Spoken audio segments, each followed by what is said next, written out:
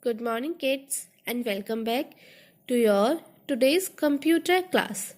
Today, we are going to start our new chapter, that is chapter number 7, File Management, Organization of Folders. Kids, today we will learn about our new topic, that is file management. So, what is the key points? Key points are file and folders, this PC, creating a new file and folder, saving a file in a folder, opening a file and folder. So, this is all about this chapter. In this chapter, we will learn about these topics. So, let's start. In the previous grade, you have learned about managing and storing work in a computer.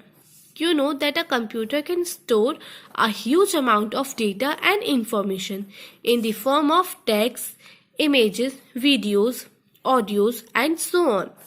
In this chapter, you will learn about creating, saving, and opening file and folders. So kids, क्या होती है file? File होती है जिसमें कि आप लोग work save करते हैं. वर्क क्यों सेव करना इम्पॉर्टेंट होता है कंप्यूटर में? बच्चों, जैसे कि आप लोग कोई वर्क कर रहे हैं कंप्यूटर में, मान लीजिए आप ड्राइंग कर रहे हैं अपने MS पेंट में, अचानक से इलेक्ट्रिसिटी चली गई और आपका कंप्यूटर बंद हो गया. तो क्या हुआ? आपने जो ड्राइंग बनाई जो कि ऑलमोस्ट पूरी ही होने वाली थी, वो सब चली गई. आपकी सारी मेहनत वेस्ट हो गई. तो इससे बचने के लिए हम क्या करते हैं? हम हैंड टू हैंड वर्क को सेव करते चलते हैं. तो जो वर्क आप सेव करते हैं वो किस फॉर्म में सेव होता है? वो जाके सेव होता है आपके फाइल के फॉर्म में. तो बस यही होती है आपकी फाइल. सो बच्चों, आप अपने पहले वाले क्लास में सीख चुके हैं कि कंप्यूटर में आप डेटा जो है वो सेव कर सकते हैं. किस किस रूप में आप उसको सेव कर सकते हैं? टेक्स्ट में, इमेजेस में, वीडियोस में और भी बहुत सारी फॉर्म्स में आप उसको सेव कर सकते हैं. तो कंप्यूटर में आप बहुत सारा डेटा सेव कर सकते हैं. डेटा किस किस फॉर्म में सेव होता है ये भी आप लोगों ने जान लिया. फाइल बनाना क्यों इम्पोर्टेंट होता है ये भी आप लोगों ने जान लिया. और फाइल हमारे किस तरीके से काम आती है ये हम अब पढ़ने जाएंगे. So let's start. File. Whatever work you do in a computer is stored in the form of files.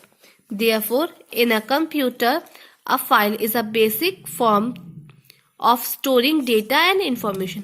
बच्चों, जैसे कि मैंने अभी आपको ऊपर बताया कि कंप्यूटर में आप जो भी वर्क करते हैं वो किस तरीके से सेव होता है, वो एक फाइल के फॉर्म में सेव होता है.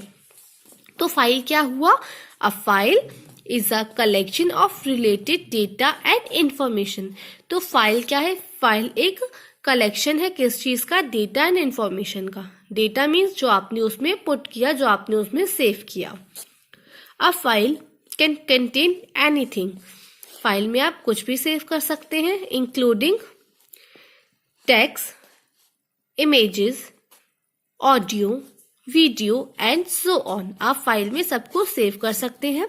अ file is generally save with a name related to the content it stored. Its practice helps a user to easily locate and identify a particular file. बच्चों, क्या होता है जब भी आप किसी फाइल में कोई डेटा सेव कर रहे हैं तो आपको उस फाइल का नेम उस डेटा से रिलेटेड ही डालना चाहिए, जिससे कि आपको हेल्प होगी उस फाइल को ढूंढने में, उस आपके डेटा को ढूंढने में. For example, if you saving your pictures, अगर आप अपना पिक्चर सेव कर रहे हैं कंप्यूटर में तो आपको उस फाइल का नेम रखना चाहिए माई पिक्चर्स या माई फोटोज. इससे क्या होगा?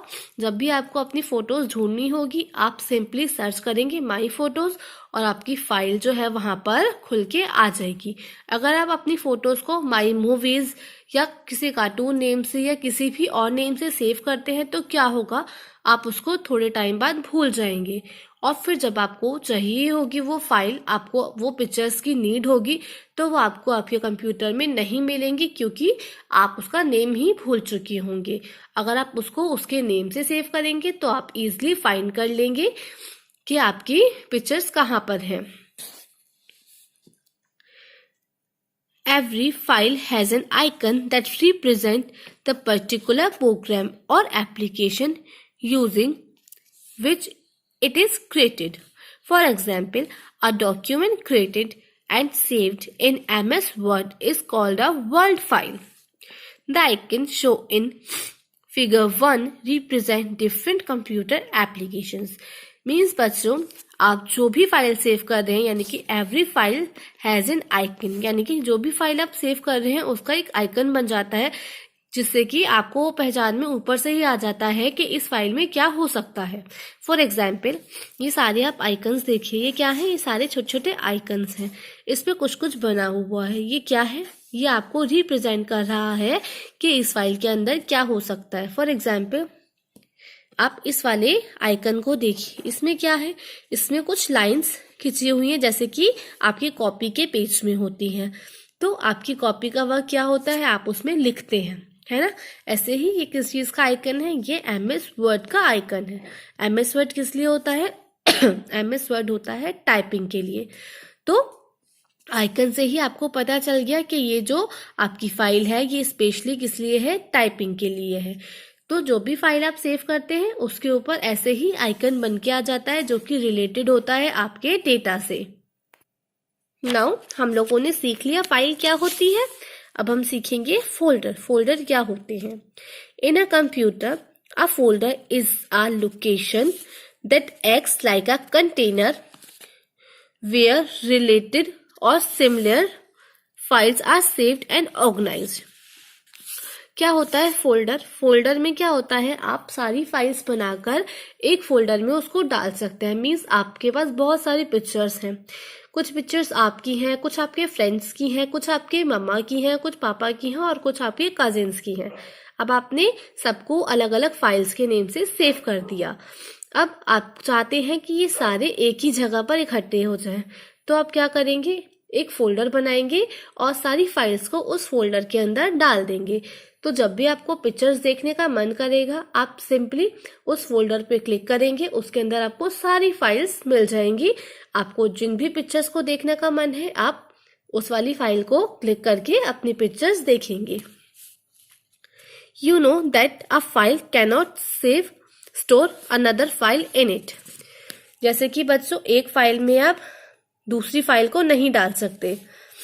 On the other hand, a folder can hold another folders in it. पर आप एक फोल्डर के अंदर बहुत सारे फोल्डर्स डाल सकते हैं।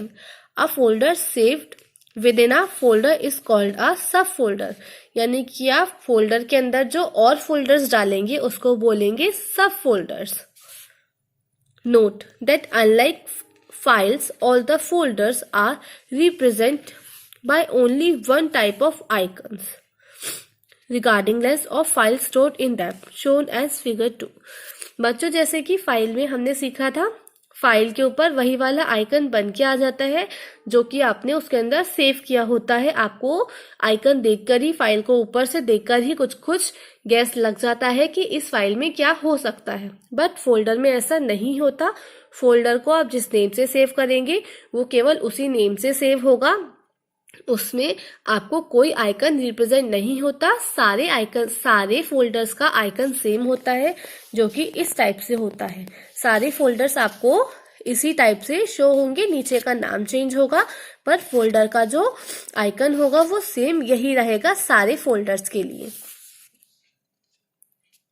Purpose of creating a folder. अब हम सीखेंगे कि मेन रीजन क्या है फोल्डर बनाने का। हमने फाइल बनाने का रीजन जान लिया, अभी मैंने आपको थोड़ा थोड़ा फोल्डर बनाने का रीजन भी बता दिया, पर मेन पर्पस क्या है, मेन आपका मोटिव क्या है फोल्डर बनाने का। Let us understand the purpose of creating a folder with the help of the following example. अब हम सीखेंगे क्या आपका मेन रीजन है फोल्डर बनाने का, एक एग्जाम्पल से। We have separate books and notebooks for each of the subject. हमारे पास सारे सब्जेक्ट की अलग अलग नोटबुक और बुक होती है ना बच्चों। आप हिंदी की अलग नोटबुक बनाते हैं, इंग्लिश की अलग, कंप्यूटर की अलग, EVS की अलग, आपके सारे सब्जेक्ट की बुक और नोटबुक अलग है। Each one of them has a content of different subject. अलग अलग क्यों बनाई है? क्योंकि अलग अलग सब्जेक्ट में अलग अलग कंटेंट है, अलग अलग चैप्टर्स आपको पढ़ाए जाते हैं, अलग अलग चीजें आपको सिखाई जाती हैं। But when you come to school you carry all these notebook and books in a single bag rather than carrying them in different bags।